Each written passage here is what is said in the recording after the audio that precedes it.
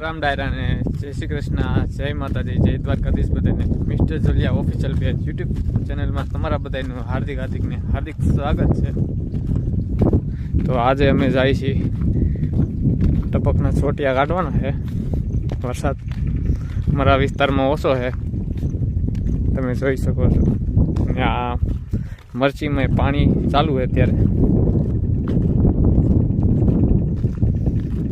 આ વિસ્તારમાં વરસાદ ઓછો છે એટલે થોડીક પાણીની તંગી રહે આ વર્ષમાં. જોઈ શકો છો આ અમારી માંડવી છે ને આ ખાલી જગ્યા દેખાય ના આપણે છોટીઓ કાઢવાનું છે એની આજુબાજુમાં. અને આમાં જેટલી માંડવી નીકળે ને આજ સાંજે આપણે એને બાફી નાખવાની છે, બાફીને ખાવાની છે.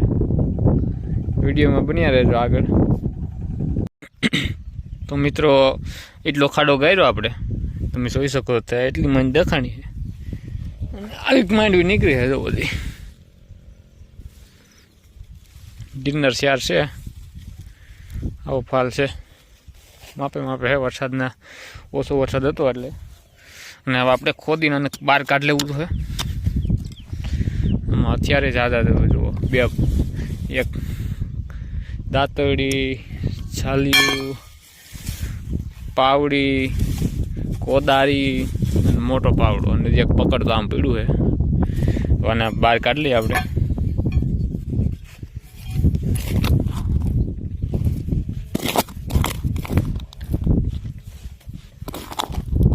ટપકનો એક બેનિફિટ એ છે કે આપણે ટપક કાઢવામાં 2 દી થાય, 2-3 દી પછી પાછું નાકું ન વારવું પડે. જ્યાં સુધી પાક ઊભો રહે આપણો ત્યાં સુધી નાકું ન વારવું પડે. જો બીજો છોટીઓ દેખાઈ ગયો આપણને.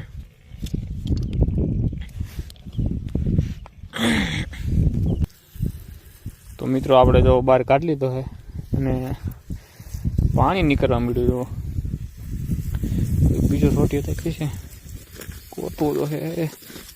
થોડીક મહેનત રહી, પાણી નાકું ન વારવું પડે એ એક છે. અહીંયા ઠેઠ અહીંયા ખોદી નાખી પેલા થોડુંક. ટપકના 2 છોટિયા બહાર કાઢી લીધા આપણે, તમે જોઈ શકો છો. નાની ખૂટીને સસમાં કાઢવાને રહે. પેલા તો વાલ બંધ કરવો તો મોટર ચાલુ છે ને.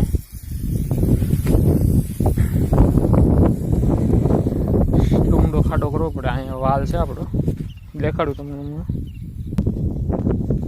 તો મિત્રો આપણે એક આ વાલ ખુલ્લો હતો એટલે જો બંધ કરી દઈએ. ધીમે ધીમે પાણી આવતું બંધ થઈ જશે તો ઓછું તો પડી ગયું. ને આની સીધમાં તો જેવલું ઝાડું દેખાય ને ના સુધી છોટિયા છે, ના સુધી કાઢવાના છે.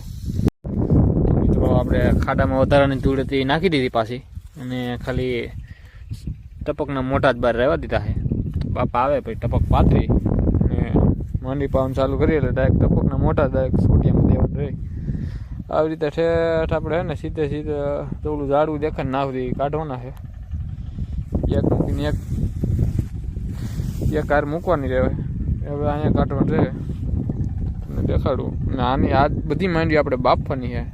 વિડીયોમાં બન્યા રહેજો એટલે આ અમને બાફેલી માંડવી દેખાડવાની છે. મિત્રો જોઈ શકો છો આપણે 6 ટપકના છોટિયા કાઢ્યા છે. વસારેથી એક છોડવું ઉપાડવો પડે, શોખવારી કરીને થોડી. એક છોડવું આવે ઉપાડવો પડે. થોડુંક કઠણ છે એટલે વાર લાગે. આમાં હું ઊભા પાકમાં છોડિયા કાઢવા એટલે થોડીક વાર લાગે, મુશ્કેલીનું કામ છે.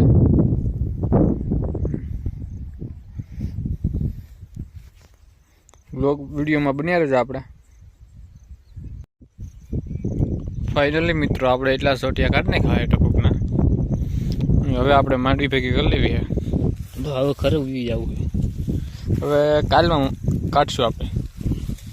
અત્યારે તો બધું અહીંયા રહેવા દેવો, કેમ કે આપણું ઘરે અહીંયા જ આવેલું છે એટલે બસ ખાલી માંડવી ભેગી કરવાની છે.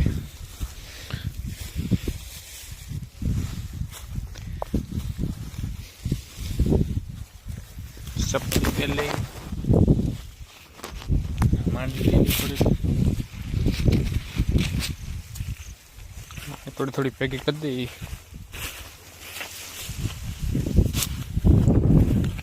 થોડીક બાકી રહી ગઈ.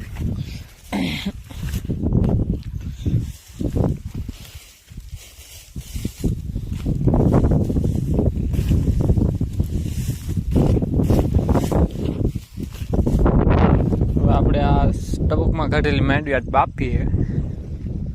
તમે જોઈ શકો રેડી કાઢી આપણે. આ કાલમાં હે ને આ બધી કાઢી નાખવાની છે.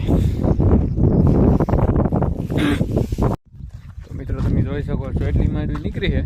હાથમાં આપણે આ બાફવાની છે. આ આપણી મરસી છે, એમાં અત્યારે પાણી ચાલુ જ છે ટપકમાં. તમે જોઈ શકો છો.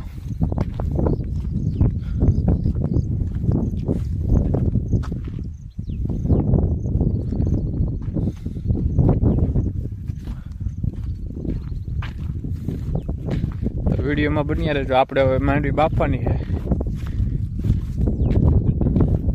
માંડવી બફાઈ જાય ફાઇનલી મિત્રો આપણે માંડવી બાફી નાખી છે. તમારે ખાવી હોય તો આપણી વાડી વી આવજો. અમે બાફી નાખી માંડવી. તો હવે અમે ખાઈ લઈએ માંડવી. અને અમારા વિડીયોને લાઈક શેર અને સબસ્ક્રાઈબ કરજો. ધન્યવાદ.